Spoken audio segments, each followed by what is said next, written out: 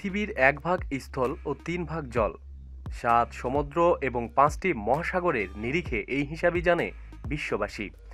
কিন্তু এবার কি সেই হিসাব পাল্টাতে চলেছে? কারণ আরও একটি মহাদেশের সন্ধান পেয়েছে বিজ্ঞানীরা। ভারত মহাসাগরের নিচেই নাকি লুকিয়ে রয়েছে একটি আস্ত মহাদেশ। ২০ কোটি বছর আগে গান্দোয়ানা মহাদেশ ভেঙে জন্ম হয়েছিল দেশ ও মহাদেশ। বিজ্ঞানীরা জানাচ্ছেন, সেই সময়ই মহাসাগরের অতলে গভীরে হারিয়ে গিয়েছিল আরেকটি টুকরো, যা মরিশাসে ভারত মহাসাগরের নিচে অবস্থান করছে।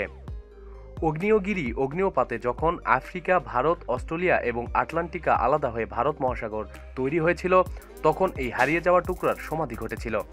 দক্ষিণ আফ্রিকার এক বিশ্ববিদ্যালয়ের গবেষকরা জানিয়েছেন, তারা মহাদেশ ভেঙে যাওয়ার ইতিহাস নিয়ে গবেষণা করেছেন, যাতে পৃথিবীর ভৌগোলিক অবস্থান আরও স্পষ্ট হয়ে ওঠে। সেই গবেষণার সময়ই মরিশাসে এমন কিছু পাথর পাওয়া গেছে যা কোটি কোটি বছর পুরনো।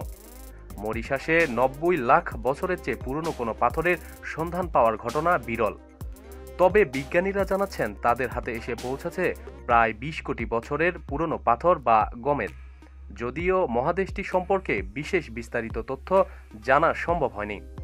এই হারিয়ে যাওয়া মহাদেশ নিয়ে এখনও গবেষণা চলছে। প্রতিদিন সব খবরাখবরের জন্য সাথেই থাকুন এবং সাবস্ক্রাইব করুন। ধন্যবাদ।